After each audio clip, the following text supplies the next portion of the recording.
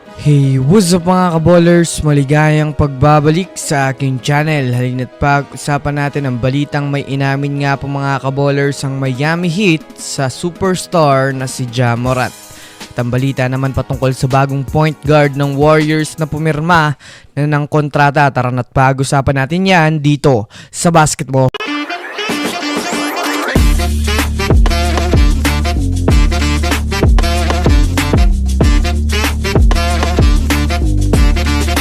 Una nga muna tayong dumako mga kaballers sa balitang may inamin nga po mga kaballers ang Miami Heat kay Ja Morant. Well, alam naman nga po natin sa ngayon mga kaballers na medyo mainit ang usap-usapan pag-trade kay Morant.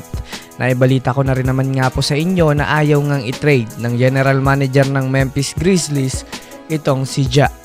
Ngunit dahil nga po mga kaballers sa umiinit na trade rumors na kahit hindi pa naman sigurado na mangyayari ito, mayroon nga po mga kaballers inamin ang kupunan ng Miami Heat sa sinasabing trade ni Ja Morant. Ayon nga sa kanila, nagpahayag nga sila mga kaballers na mayroon nga daw silang malaking interest kay Ja Morant na kung sakasakali man nga po mga kaballers na pumayag na ang Memphis Grizzlies na bitawan si Morant, ay makikipag-agawan nga daw sila sa mga teams na magkaka-interest din dito. Kumbaga mga kaballers, malaki nga ang tiwala ng Miami Heat kay Ja Morant na si Morant ang player na makakapagpabalik sa Heat sa championship era. Bukod pa dyan, kailangan din nga talaga ng Heat ng isang superstar point guard na bumubuhat ng team dahil mayroon na rin naman nga. Samantala, dumako naman tayo mga kaballers sa balita patungkol sa bagong point guard ng Warriors na pumirma na ng kontrata.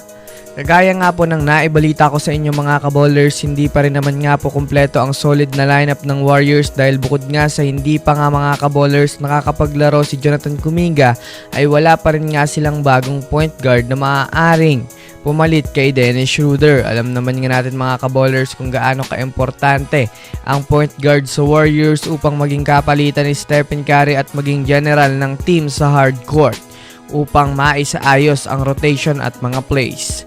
Kaya naman opisyal na nga pong pinapirma ng Warriors ang kanilang inaalagaan ng point guard sa G-League na si Yuri Collins ng 10-day contract upang umalalay sa Warriors. Kaya naman kahit papano isang magandang balita pa rin nga ito mga kaballers, lalo pat magaling din nga ito sa mga assist at nahahanapan niya ng magandang pwesto ang kanyang mga kampi upang makatira ng maayos at makapuntos. Kaya naman abangan na lang natin mga kaballers kung ano ang may aambag nito sa kupunan ng Golden State Warriors. So yun lamang mga kaballers, yan lang naman ang pag-uusapan natin ngayon. Pinutin ng subscribe and hit nyo na rin ang notification bell para sa mga susunod na updates sa mundo ng basketball. Again, this is Basketball Hotshots. Thanks for watching.